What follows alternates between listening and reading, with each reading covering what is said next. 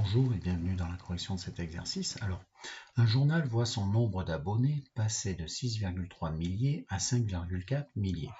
Et on te demande en première question de déterminer la variation absolue du nombre d'abonnés. Alors, c'est quoi la variation absolue? C'est ce que je t'affiche à droite, c'est tout simplement la différence entre la valeur finale de ce qui t'intéresse moins sa valeur initiale. Voilà, tout simplement, tu fais cette soustraction. Donc attention, c'est un nombre qui peut être négatif, d'accord? Et du coup, eh bien là, sur cet exemple, je te l'affiche. Du coup, la variation absolue, c'est quoi? Eh bien, ta valeur finale, c'est 5,4. Ta valeur initiale, c'est 6,3. D'accord? Donc, 5,4 moins 6,3. Et donc, ça fait moins 0,9 milliers. Tu as une variation absolue qui est négative, qui vaut moins 0,9 milliers. En gros, on a perdu 0,9 milliers. Ensuite, deuxième question. Déterminer son évolution en pourcentage. Alors, je vais te proposer deux méthodes. La première que je vais t'afficher, en fait, c'est celle qui se pose la question, en fait, quel pourcentage ça représente cette variation absolue qu'on vient de calculer par rapport à la valeur initiale.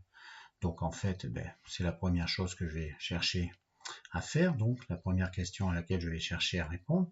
Et donc, si tu regardes bien, j'ai perdu 0,9 milliers, donc j'ai perdu 0,9 par rapport à combien? Par rapport à la valeur initiale. Donc, en fait, moins 0,9 par rapport, c'est-à-dire sur 6,3.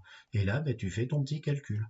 Donc, moins 0,9 sur 6,3, ça fait donc moins 9 sur 63. J'ai fait x10 en haut et en bas. Et là, j'ai simplifié par 9, puisque là, tu as 9 fois 7 et ici 9 fois 1.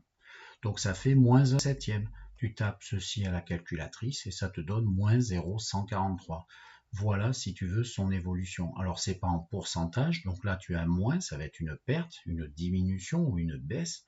Et ça, tu l'écris en pourcentage. Donc, ça fait 14,3 si tu imagines la virgule ici, sur 100. 14,3 sur 100, c'est-à-dire 14,3% en moins. Voilà ce qui est le résultat donc par cette première méthode. Alors la deuxième méthode, en fait, c'est de traduire le coefficient multiplicateur. Il faut que tu y penses systématiquement, qui te permet de passer de ta valeur initiale à ta valeur finale. Voilà, c'est ce que je t'écris à l'instant. Et donc, nous, quelle est notre valeur initiale et quelle est notre valeur finale? Eh bien, on doit passer de 6,3 à 5,4. Et donc, la question qu'on se pose, quelle est la valeur du coefficient? Je vais l'appeler C. Voilà, je l'appelle C. Donc, 6,3 fois ce coefficient inconnu. Donc, c'est ce que je t'écris ici, tu vois. Ce coefficient, il est inconnu. Ça donne 5,4 à l'arrivée, donc C est égal à 5,4 et tu divises par 6,3 des deux côtés, dans chacun des deux nombres pour isoler C. Ça donne donc 5,4 sur 6,3. Je vais faire x10 en haut et en bas, donc ça fait 54 sur 63. Et du coup, 54 sur 63, si tu maîtrises un peu tes tables de multiplication, 63 c'est donc 7 fois 9, 54 c'est 6 fois 9, et du coup, eh bien, ça fait en fait que C, une fois simplifié, c'est 6 sur 7. Tu calcules ceci et ça te donne donc 0,857. Et ce coefficient est plus petit que 1, c'est bien une baisse, d'accord? Et en fait, une baisse de combien? Ceci, on voit, ça correspond à 85,7% qui te reste. Donc, c'est que tu as une baisse de, tu fais le complémentaire à 100%, de 14,3. Voilà. Allez, au revoir.